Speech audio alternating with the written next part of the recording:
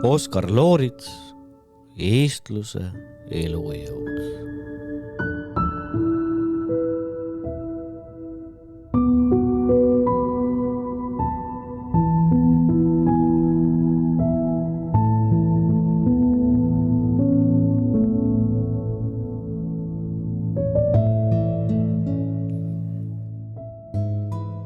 Aktiivne tahtejõud ning algselt üsna õilis rühmakuuluvustunne on ilmestanud Eesti viikingite ehk tolleaegses omakeelses sõnastuses väinaliste teadvuses mehe ideaalkuju, kelleks ajastulle iseloomustaval kombel on tõusnud just vägimees, tegudes angar.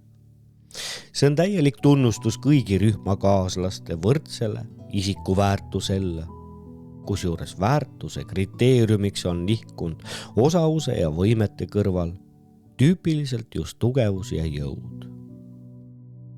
Esmakordselt oma kultuuriloos elame läbi ajastut, kus vaimu tahetakse alistada võimule. Pole juhus, et jõudsõnast tuletatud omadussõna jõukas osutab ainelisegi rikkuse olenevust ennekõike isikliku jõurikkusest. Teiselt poolt aga vägimees tõlgitseb ka üliloomulikku hiidu, kelle nimeks juba vanemast rauaajast on olnud germaanlasilt üle võetud Kalev. Kuigi kaleviste ideoloogia on lainatud meil läbi lõhki Germaani maailmast, võime siin ometi põhjalikku omapärastamist jälgida, mis on juhtinud meie arusaamu ja eluideaale germaanlasist hoopis erinevaile radadelle. Eesti rahvapärimuste Hiiusse projitseeritud mehe ideaalkuju ja kaleviste vaimsus on taotelnud läbi vanema rauaaja sajandite ennekõike võitu looduse üle, maa põliseks omandiks asustamisega.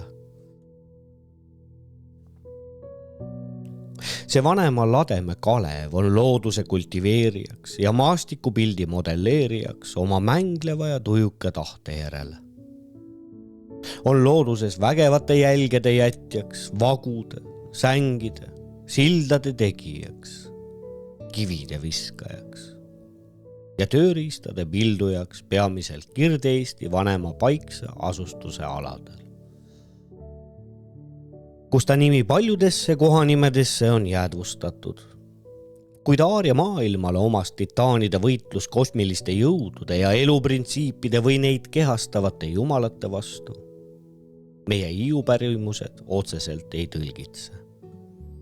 Ka noorema rauaaja viikingi vaimsus kajastav Kalevipoeg ei ole niivõrd sõjakast võitluskirjast üles köötud vaenlaste ja vastaste tappija. Ei ole üksnes destruktiivselt lõhkuja ega hävitaja, vaid on veelgi enam konstruktiivne töökangelane ja kultuurilooja, kündja, niitja, ehitaja. On vana paganate kõige ajast arust läinuna võitlev novaator, kes auga jätkab soome-ugrilaste loomistungi viljelemist, vastukaaluks Germaani hiidude võimu ja vallutustungi dominantsile. Nõndaviisi saame aru, miks Eesti viikingite vägimehed ja hiiud ei tungigi maailma militaristlikult vallutama, vaid pigem seda ainult imetlema ja oma jõuküllust puistama, ei tüki valitsejaiks teiste üle ega jumalatega võimu pärast võitlejaiks, nagu germaanlasil. Sellepärast, et meie viikingid ka ise tegelikus elus ei tahtnud teisi allutada ega oma koloniaalriike rajada, ei vajanud endi üle autokraate valitsejaiks ega jaksanud võimu keskendumist ühe võistleja kätte välja kannatadagi. Kõigist võõrmõjudest ja eeskujudest hoolimata säilitasid ka uuendusmeelsed Eesti viikingid oma vana partikulismi, liberalismi, humanismi, mis ei idealiseerinud ekspansiooni ega sõda nagu aaria rahvail. Isegi vastavat rahvuskangelaste sõjaeepikat meie rahvaluules pole tekkinud. ning Eesti viikingi aja poliitilised vanemad ei olnud muud midagi kui Läti Henriku sõnastuses ainult veelgi paremad teiste väärikate keskel. Eestlaste maavanemad ei olnud mingid totalitaarse süsteemi despoodid, vaid demokraatliku ühiskonna välja valitud korrastajad, kellede nõupidamised ehk kärad ei omanud nii ulatuslikku poliitilist ega sotsiaalset mõjuvõimu nagu germaanlaste parlamendi alged. Huvitav on setode Peko püha nimetus korjats, mis pole muud midagi kui tõlkelain venekeelsest sabor ja väljendab niisiis valimiku ideed. Kogu seda ühiskondlikku korda iseloomustab aga eestlaste juures organisatoorne lõtvus ja võimukäsitluse nõrkus.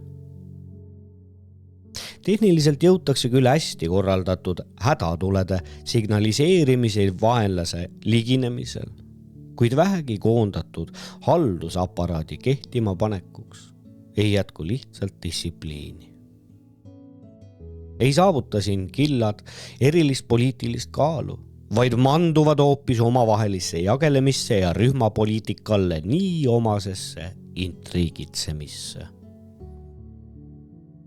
Ei saavuta siin kalevised vägimehed veel mingit kõrgema ülimusseisuse eesõigustatud võimupositsiooni vabade talupoegade vürstlike käsutajatena, vaid manduvad hoopis ebaeetiliste seiklejate saamaimulisteks kampadeks.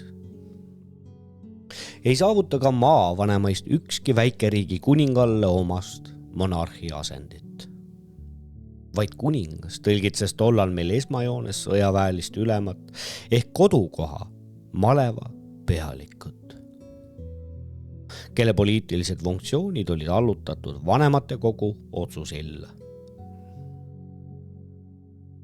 Muidugi võib õigus olla neil uurijal, kes väidavad, et normaalne areng pidanuks tooma ka meile sotsiaalse diferentseerumise ja ülakihtide ehk aadli osatähtsuse kasvu rahva juhtkonna ehk niinimetatud eliidi funktsioones.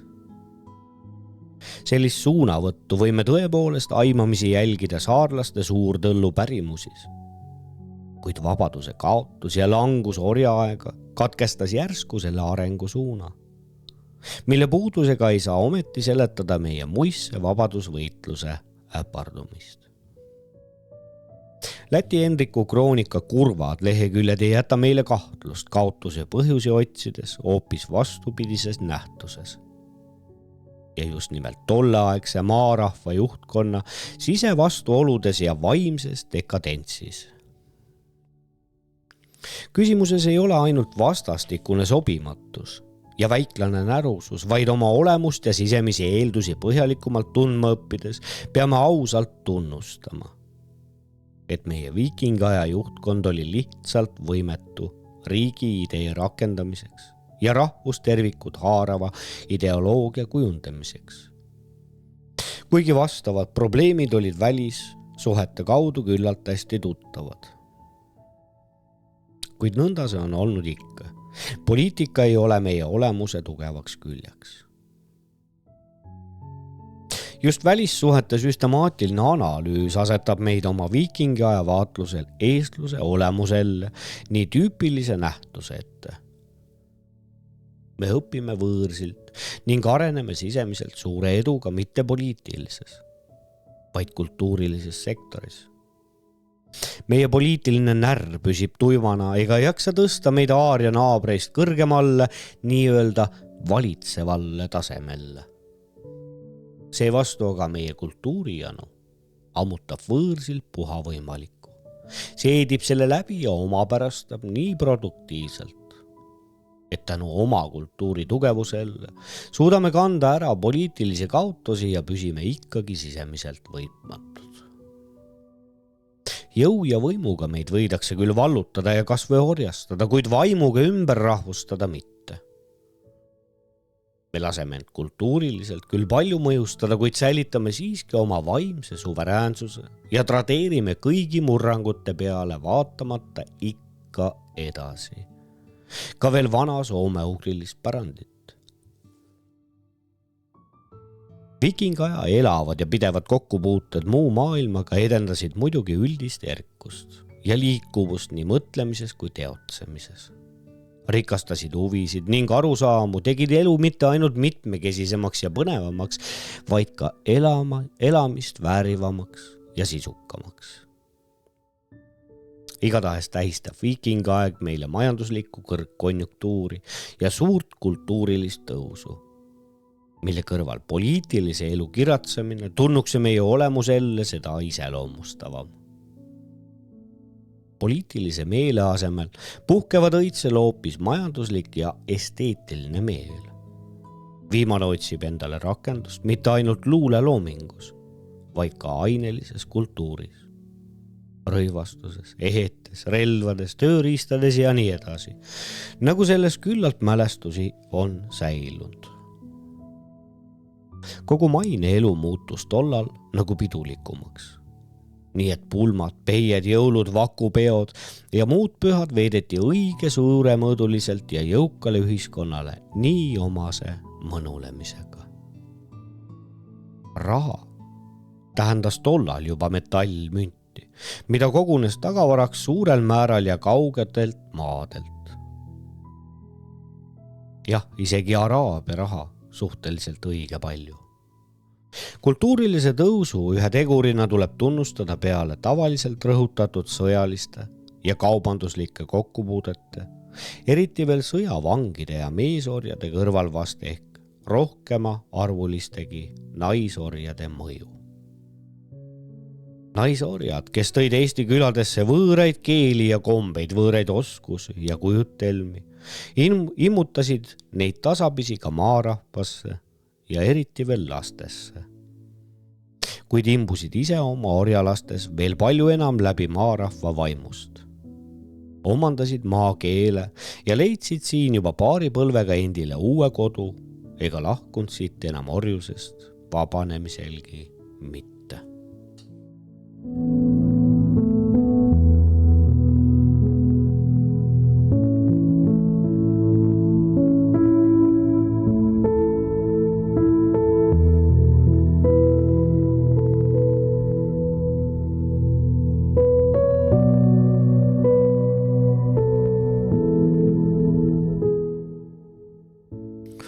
Võõra vere ja vaimu assimileerumine ei toimunud ühtlaselt üle maa,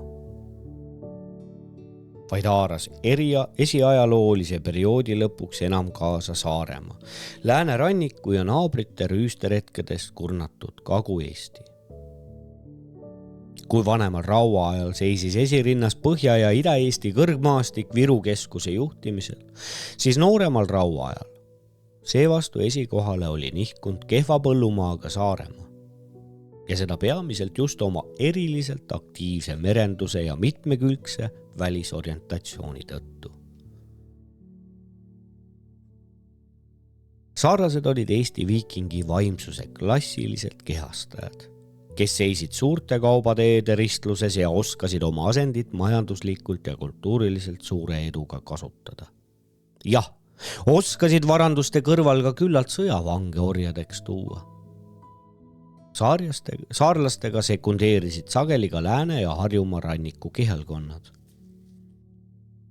Kuigi meie välissuhetes domineeris läbi kogu rauaaja Germaani mõju, siis ometi paisus paaril viimasel esiajaloolisel sajandil meie vaimsuselle veelgi viljakamaks teine ja hoopis ida poolt tuleb mõjuvool, mis levines Bütsantsi maailmariigi keskusest venelaste vahendusel Lõuna-Eestisse, Saaremaale ja Liivi aladelle, reivates palju vähem Põhja-Eestit. See toimus lahus sõjalisist rünnakuist, hoopis rahuliku missioonitöö ja kultuuripropaganda kaudu. Sellise meetodi kasutamisel jääb kõige olulisemaks venelaste teeneks kristliku maailmavaate ja kalendaariumi levitamine meile koos nädala jaotuse süsteemiga ja põllumajanduslike tööprotsessile oluliste tähtpäevadega ja nende pühitsemise kombestikuga. Tõlkelainuna venest luuakse tollal meie kuulus kurat, mis tähendab õieti roojast olendit kurjuse kehastusena. Ka patt tähendab algselt just pori ja rooja, kuid isegi kurat muutub Eesti rahva pärimusis jumalavastasest selle kaksikkujuks. Nii võõras püsib Eesti rahva hingele eetiline ja usuline dualism, et seda tõlgitsetakse pigem paralleelismiks eri printsiipide, jõudude ja nähtuste väärtustamisel. Venelastega pidevate kokkupuudete järele ei too siis sakslaste peale kallaletung 13. sajandi alul eestlaste usulisse ideoloogiasse enam mingit üllatust ega järsku pööret. Võitlus ei kujunegi fanaatiliseks ususõjaks, vaid esmajoones poliitiliseks vabadussõjaks. Ristimist käsitellakse enam mõõga ja tulega peale surutava võõra võimu ja välise vormi küsimusena. Kuna meie usuelu jääb vankumatult püsima endiselle, manistlikule ja panteistlikule esivanemate ja looduse austuselle. Loodusaljad ja esivanemad ei ole elujõud ning vaimuga varustatud inimese sundijad ega käskijad. Ei ole ähvardavad ega nuhtlevad, püha vihaga vägede ja hoovataolised jumalad, vaid need on teotsemisvaba, iseseisvalt kaaluva ning abinõusid valiva inimese aitajad ja nõuandjad. Vahekordi kelledega reguleerivad mitte kartuse ega alamuse tunded, vaid sõpruse ja vastastikkuse põhimõtted. Sellisel baasil Eesti paganaaja usund suutis elujõulisena püsida läbi kõigi orjaaja kristlike sajandite, kuni maarahva ärkamiseni 19. sajandil, mil joobuti haridusest ja moodsast kultuurist jällegi võrratult rohkem kui kristlikust õpetusest pattude lunastamise ja liha ülestõusmise kohta viimispäeval. Eesti viikingi ajas saadakse ometi väärpilt, kui seda maalitakse Läti Henriku kroonika andmeil. Eesti viikingi vaimsuse iilgaaeg kulmineerus juba varem 11. sajandil. Meile endile on aga tähtis teada, et sisemised eeldused põhjustasid meil viikingi vaimsuse aeglast hääbumist juba enne sakslaste kuulsat ittatungi.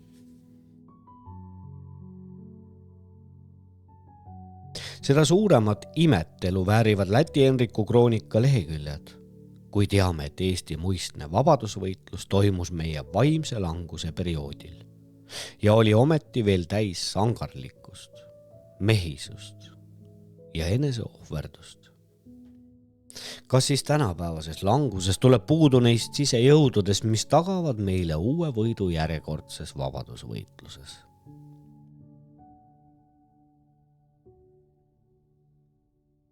Viikingaja lõpp pärandab meil ajaloo filosoofiliselt palju probleeme, seedida ühenduses kõrgkonjunktuuride tõusu ja langusega.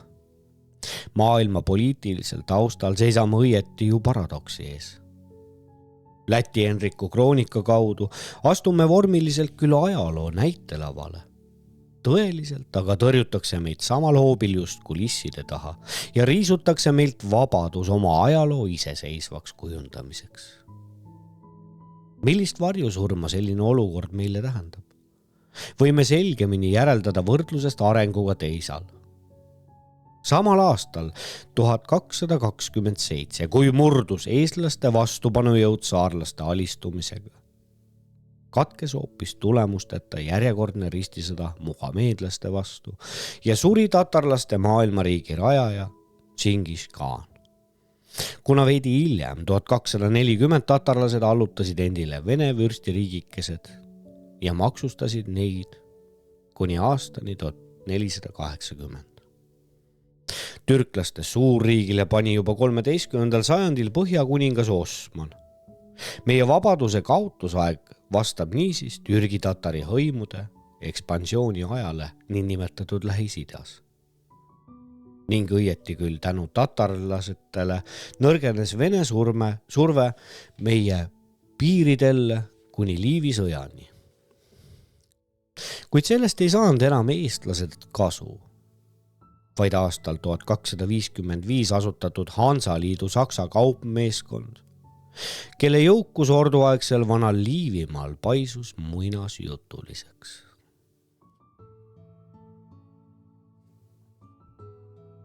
Vana Liivimaa oludel kõige iseloomustavam on ometi, et siia ei ulatunud enam Lääne-Euroopa viikingajale järgnenud vaimne käärimine, mida tõlgitsevad 13. sajandil sellised suursaavutused nagu trubaduuri luule Lõuna-Prantsusmaal, Nibelungi laul, Parsival, Tristan ja nii edasi. Saksamaal saagalooming Islandil ja rahvavalitsuse stabiliseerimine Inglismaal. Meenutagem, et gootika saavutus 13. sajandil oma hiilguse ja Assisi Franciscus alustas 1208 jutluste matka, mille usulis-eetiline mõju jätkub katoliikluses veel tänapäevani. Läänemaailmas võime niisiis jälgida keskaegse vaimujää pragunemist, kohati küllalt jõulise raginaga. Maarjamaa aga hoopis maeti samal ajal jäähunnikute alla.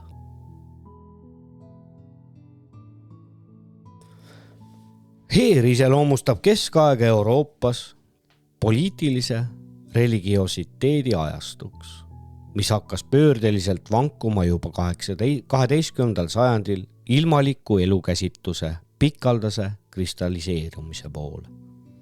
Kuid sakslaste okupatsiooniga, küll feodalismi kütkeisse haaratud Baltikum, ei teinud läänes toimuvaid pöördeid ega idedünaamilisi käärimisi enam kaasa, vaid haigestus vaimselt maa päriselanike ja okupantide vahelisse lepitamatusse vihavaenu.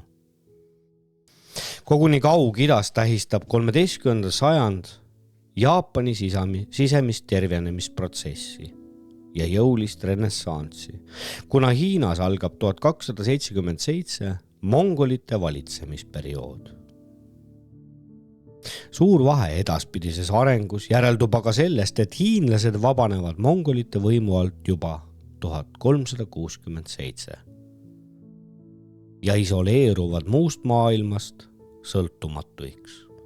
Kuna eestlaste Jüriö mäss 1343 äpardub ja Eesti rahvas surutakse pikkadeks sajandeiks võõraste võimu alla lämbuma. Veel üks paralleel andku meile põhjust järele mõtlemiseks. Lõuna-Ameerikas rajasid inkad alles 12. sajandil Peruu mägestikus tsentraliseeritud võimuga totalitaarse riigi, mis 400 aasta jooksul valutas alasid ja levitas oma keelt, kultuuri ja päikeseusku, ehitades teid ja kindlusi, veejuhtmeid ja põlluterasse, arendades laama ja kartulikasvatust, korraldades postiühendust ja salaluuret, mis tegi võimatuks igasugu vastuaku.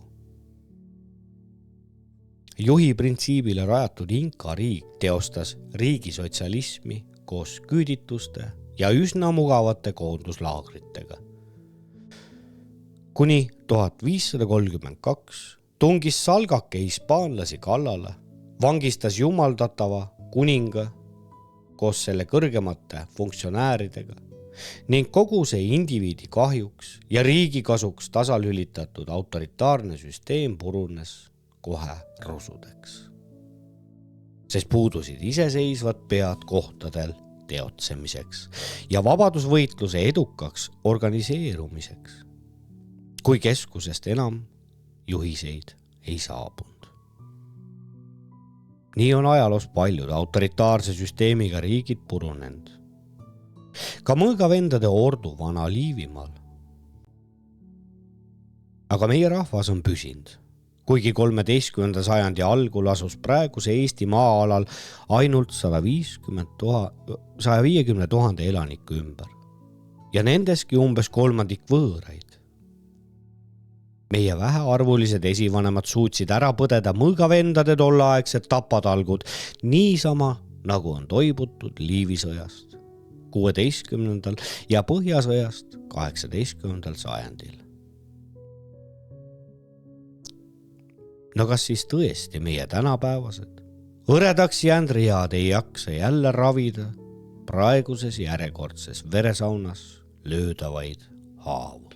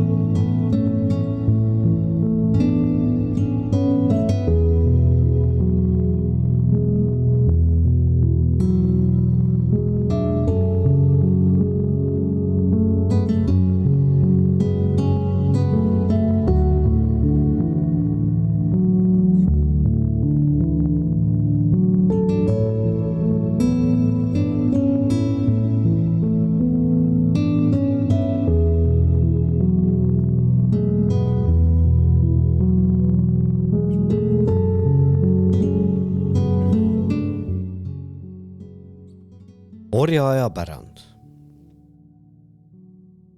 On õigusega väidetud, et metallikultuur tõi Aaria sille hegemoonia teiste rahvaste üle relvade paremuse tõttu. Ainult sõjalise ülekaaluga oleks Saksa mõõgavendade ordu võitu eestlaste üle seletada ometi ühekülgne. Ümera lahingus eestlased näitasid, et nad jaksavad ka võita. Ei tarvitse kahelda, et eestlased olid Läti Henriku päevil sama tublid nagu sõdurid tänapäeval.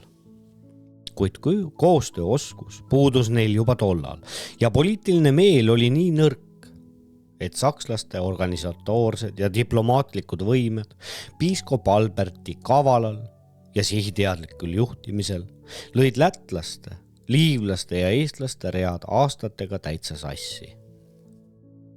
Mis pärast piima ja mett voolava Maarjamaa okupeerimine ei teostunud mingi juhuse mänguna, vaid paratamatu järeldusena Saksa ida ekspansiooni tõeliselt tugevamast haarangujõust.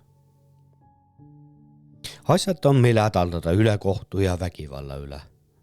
Vaid jõuvahekordi ja kõiki tegureid ajaloolises perspektiivis tervikuna arvestades peame konstateerima, et vabaduse kaotus okupantidelle ja aegamööda järjest raskemasse orjusesse vajumine tuli meile paratamatu järeldusena ka meie endi sisemiste eelduste kohaselt.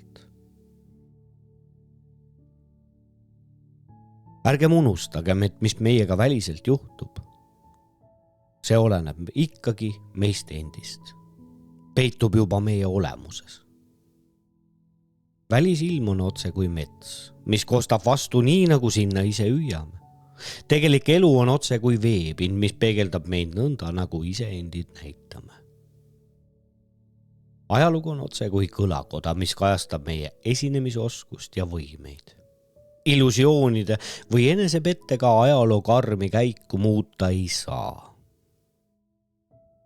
Kui muisse vabadusvõitluse aastail meie poliitilise elu organisatsioon ei osutanud küllaldast vastupanuvõimet, kui meie iseloomu omadused ei võimaldanud hädatarvilikku distsipliini ja kui meie mõnulevasse mugavusse lõtvuv elukäsitlus ei hoolinudki suurt põhimõtete ning aadete ideoloogilisest süstematiseerimisest. Siis jääb meile vähe õigus süüdistada oma vallutajaid ainult veel meetodite jõhkruses ja julmuses, võitlusvõtete brutaalsuses ja bestiaalsuses, hävitustaktika äärmises julmuses. Aga Läti Henriku kroonikast võime lugeda, et ka eestlased ise ei kahelnud oma vastaseid tollal mitte just siidkinnastega. Sellepärast jätkem süüdistamine ja nutulaul 700-aastasest orjusest, nagu seda ärkamisajast kuni iseseisvusajani läbi 3 sugupõlva on üleliia tehtud. Ja katsugem parem selgitada, kuidas orjaaeg meie olemust on mõjustanud ja millise pärandi ta meie vaimsuselle on jätnud kanda. Olematuks orjaaega tagantjärele ei saa ju teha. Küll aga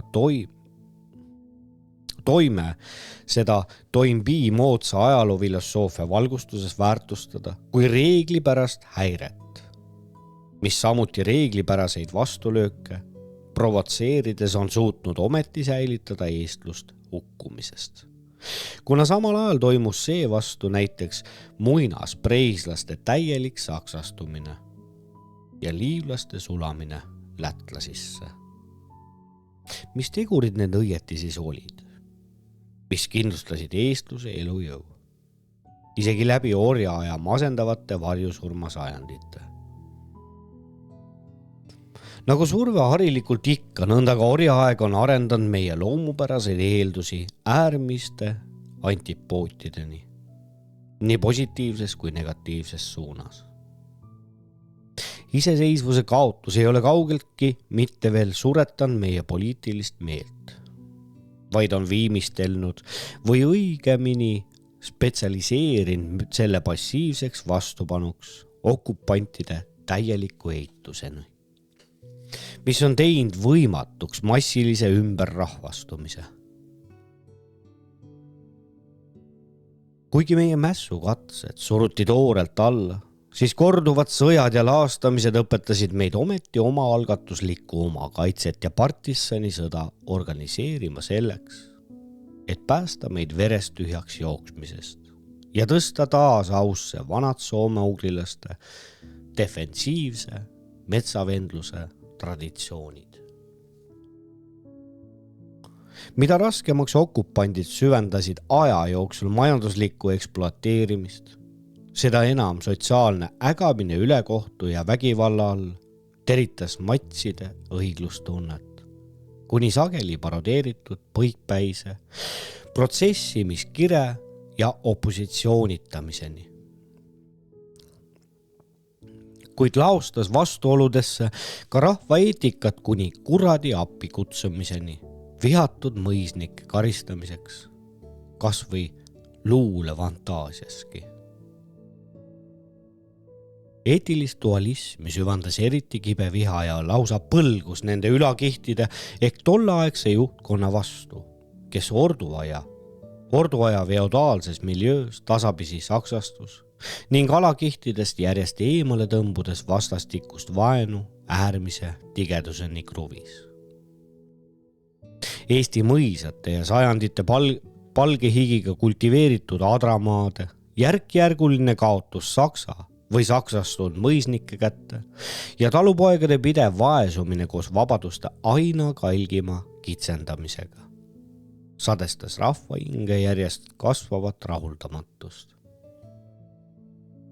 ning alamaid komplekse, mille tulemusena suurenes närvilikkus ja halvenes otse hädaohtlikult üldine tervislik seisund kuni ilmsete degenereerumise tunnusteni.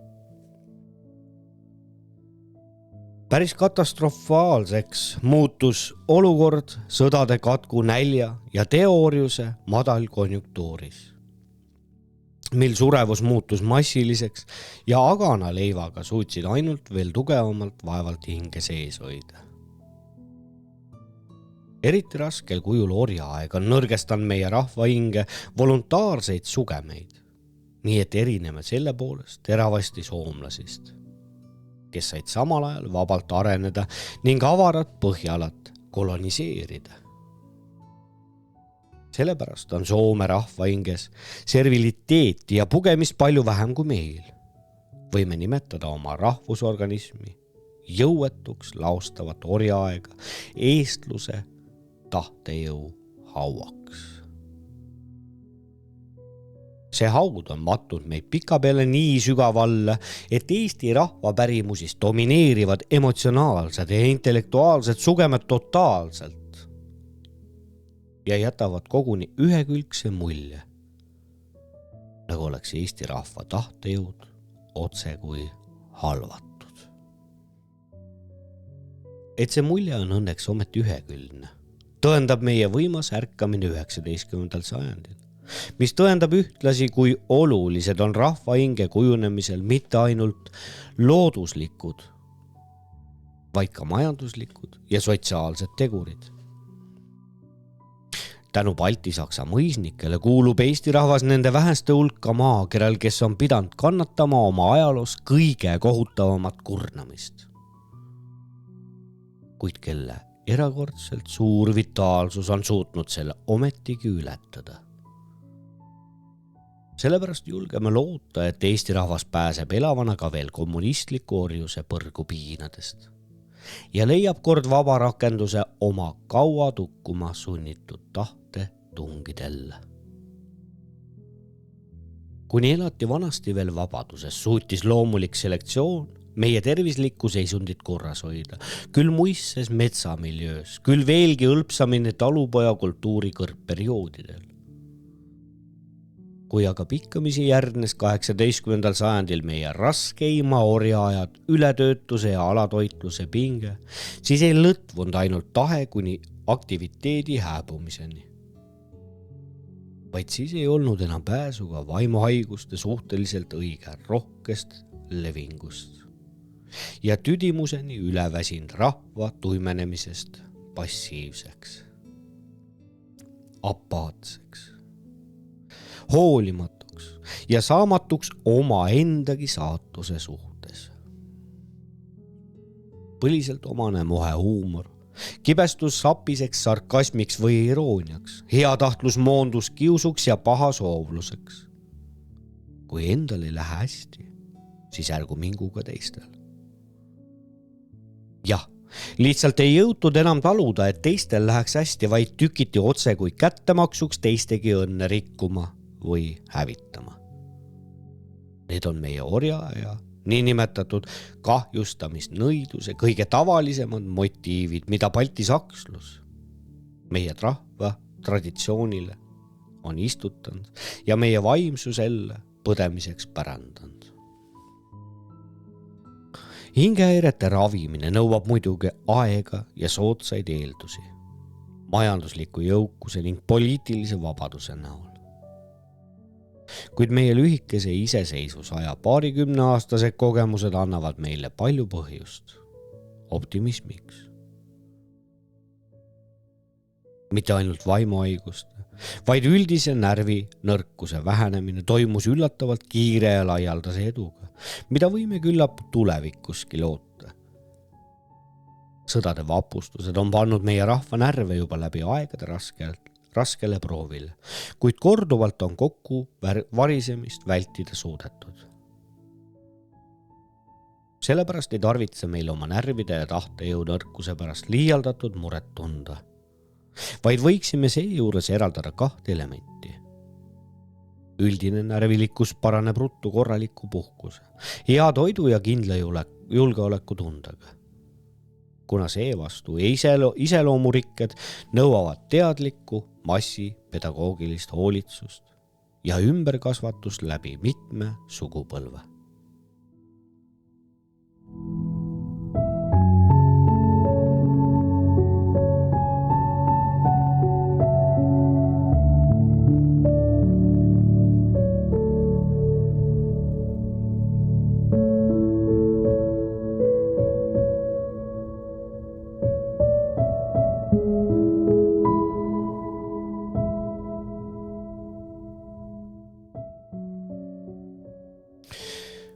Karakteroloogiliselt peame vist mitut arengusuunda eraldama.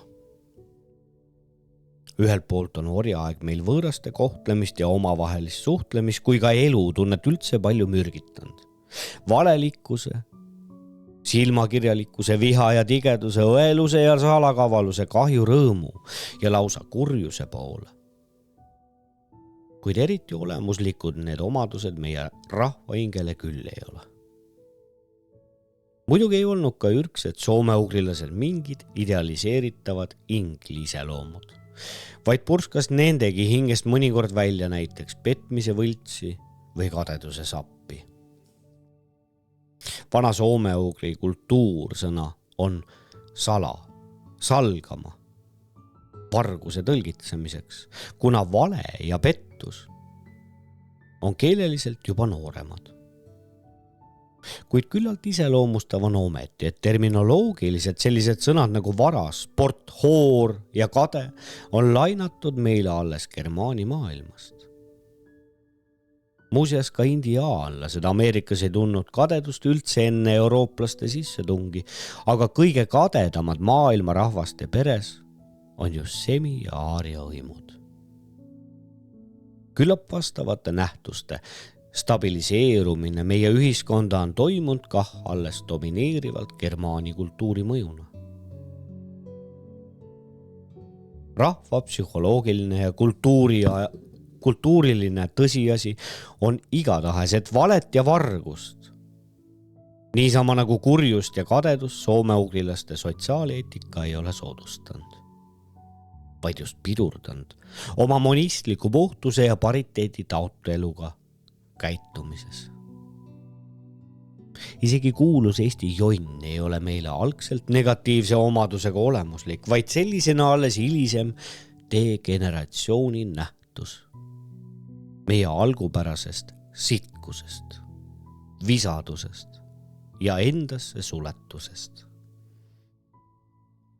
Metsamiljöö vinskus ja kinnisus ei olnud algselt teiste suhtes pahatahtlikult või kadetsevalt sobimatud.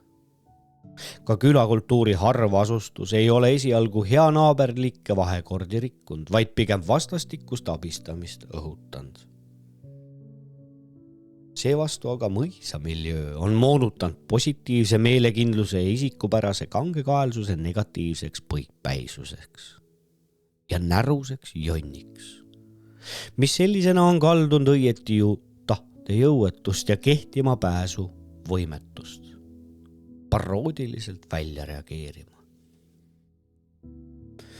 Teiselt poolt aga orjaaja mõisamiljöö on häirinud palju meie põlist loomingutungi ning asendanud seda otse anomaalselt küdeva hävituskirja antipoodiga vihatud mõisnike kahjuks.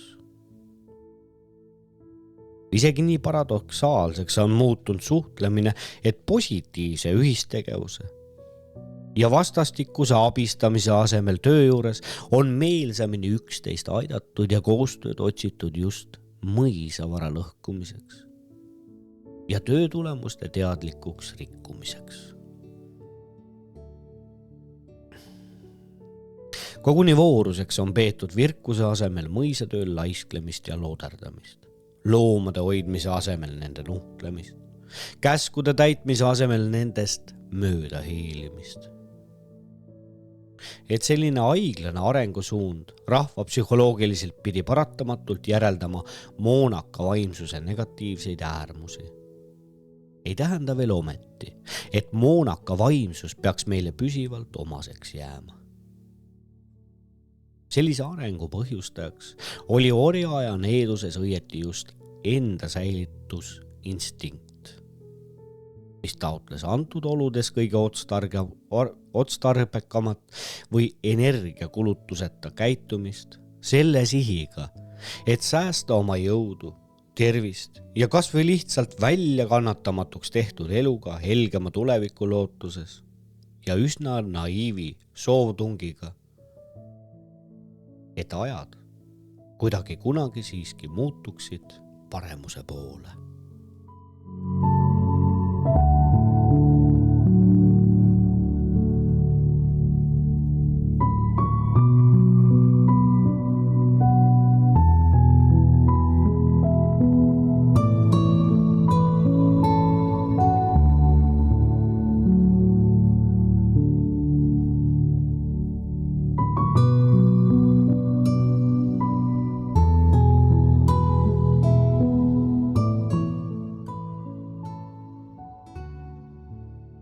kui siis aga lõpuks saabus Eesti iseseisvumine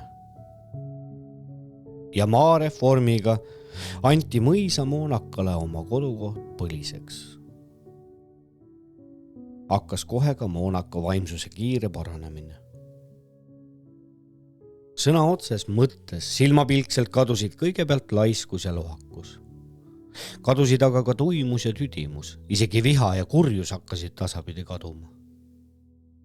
Sellest tohime järeldada, kui määrav tegur on oma tuba, oma luba. Mitte ainult majanduslikult ja ühiskondlikult, vaid koguni ka karakteroloogiliselt rahva vaimse väärtuse tõstmiseks, äsjasest Moonakast asunikuks muutumine tähistas oheldamatu töötahte ja elamisrõõmu süttimist. Aga ka kultuuriliste huvide ja sotsiaalse distsipliini kiiret kasvu.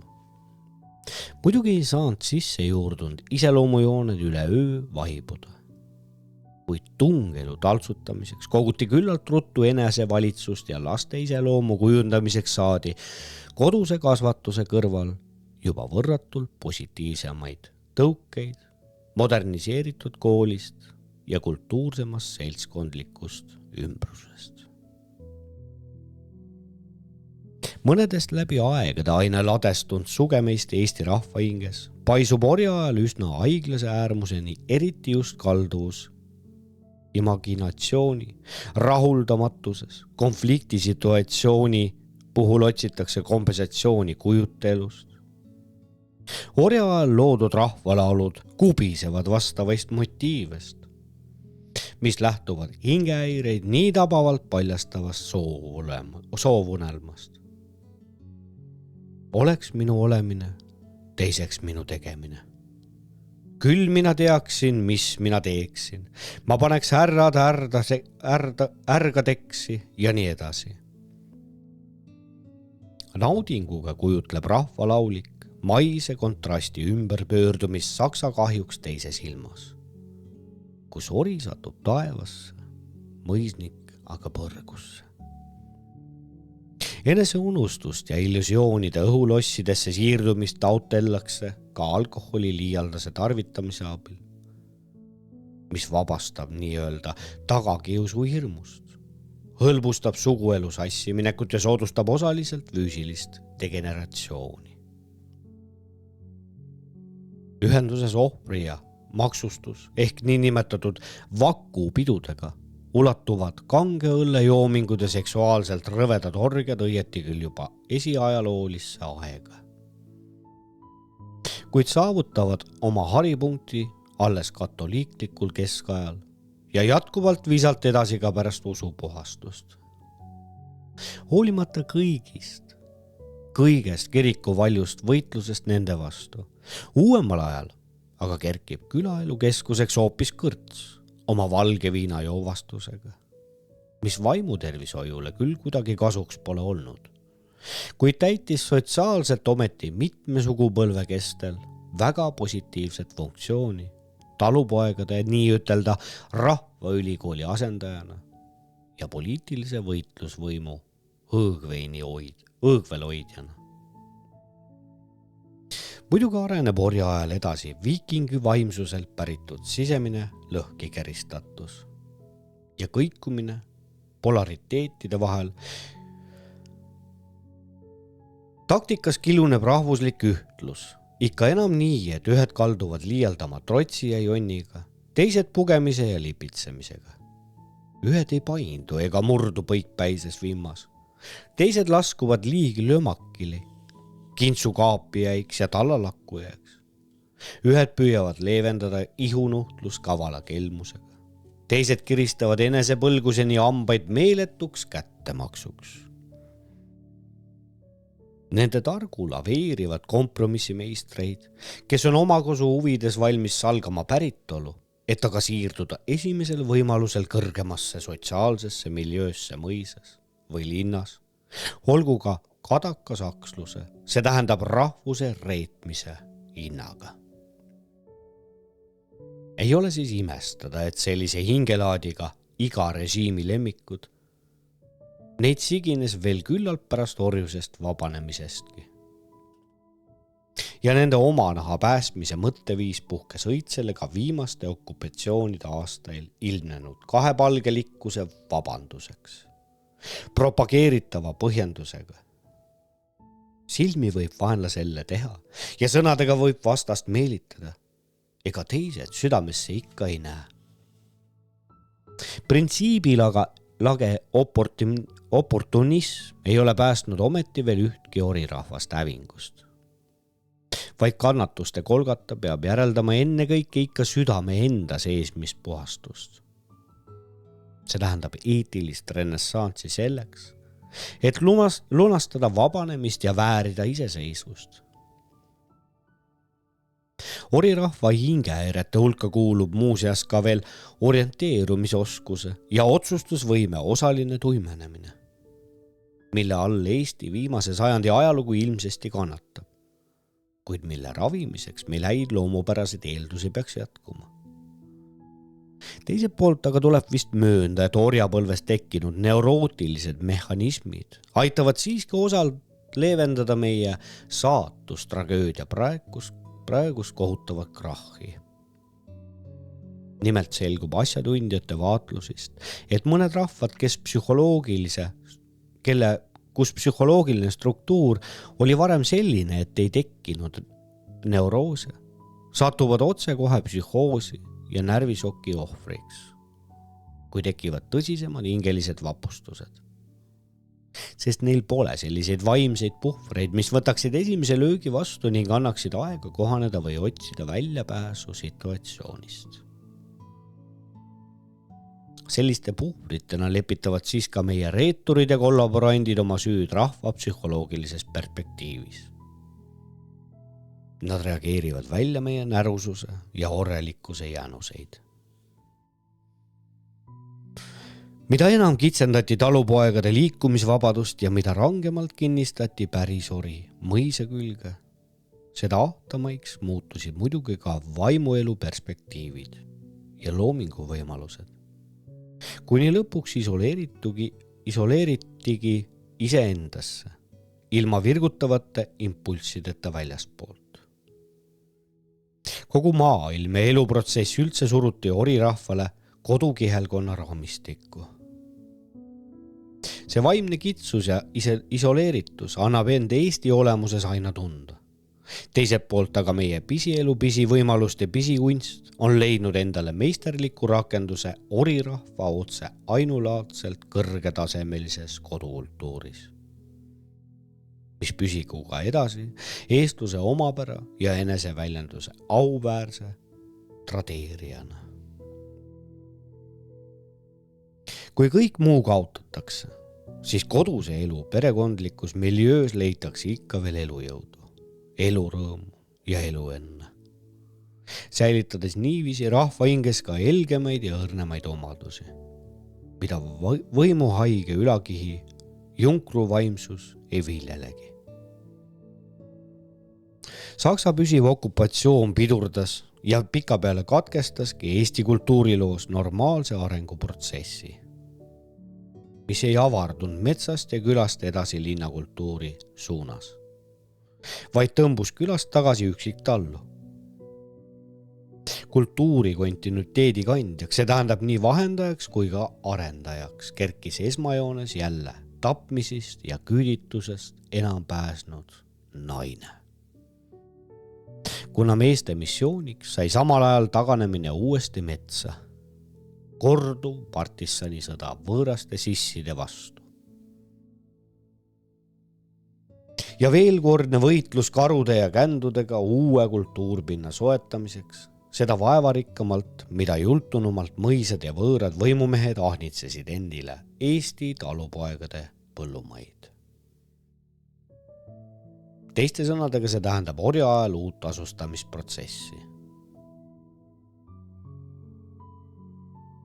Eriti näiteks Pärnumaal ja Hiiumaal.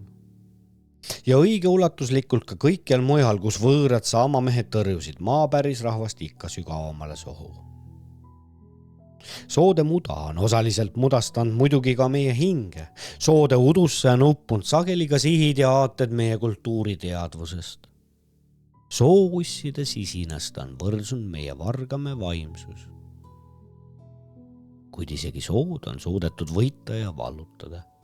Sookuivataja vägitegu eeldab palju pikemat püsi ja tugevamat rammu kui sõjasangari äkkrünnakud ja kiire edu.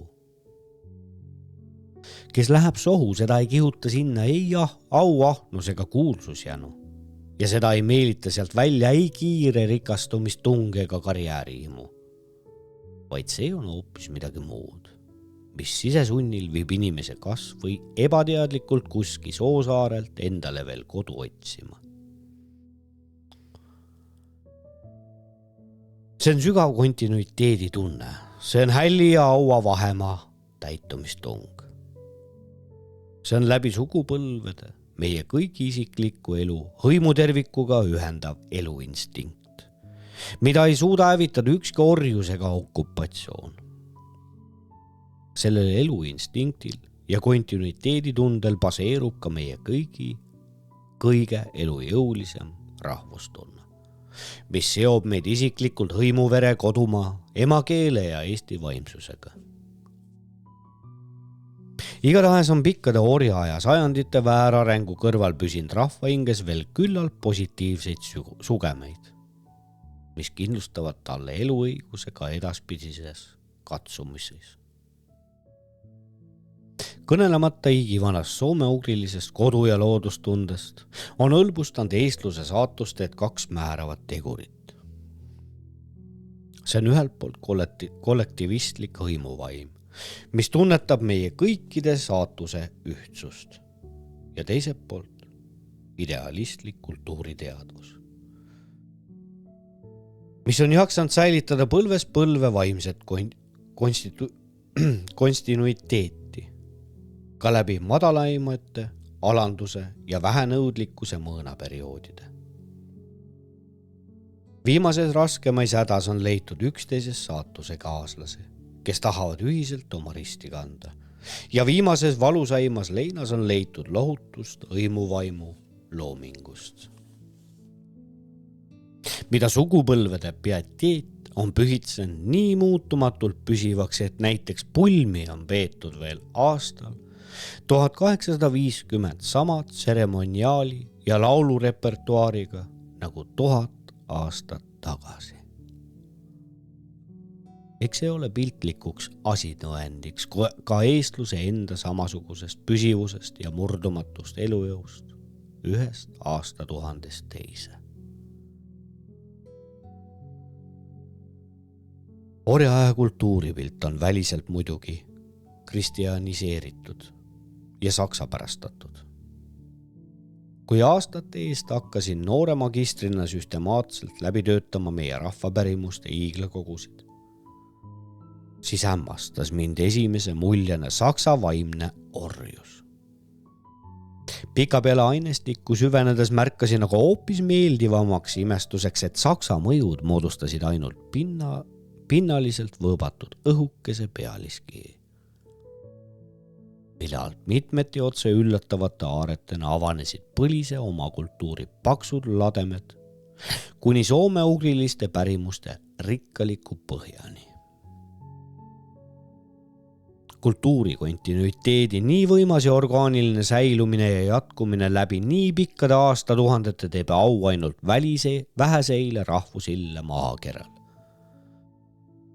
Teeb au meile seda enam, et miski välissurve ei ole jaksanud ruineerida eestluse loomingutungi, mis oleviku ängistuses on ammutanud endale aina väge kas mineviku mälestusist või tuleviku unistusist. Kui olevikku nagu ei olegi enam, alles siis tuntakse, milline sisejõud kätkeb traditsioonide pühitsetud pärimuses ja unistuste tiivustatud igatsuses. Orjaaja sajandid peaksid meid õpetama just staatilisi sugemeid eestluse olemuses väärtustama. Ilma nendeta Eesti rahvast ei eksisteeriks, juba ammu enam mitte. Ning orjaaja sajandid on tõstnud jälle need tegurid esikohale. mis aina on osutunud iga väikerahva eksistentsivõitluses kõige tulemusrikkamaks. Oma looming läbi raskemate olude ja hõimuvaim kui püsivalt karastav jõuallikas.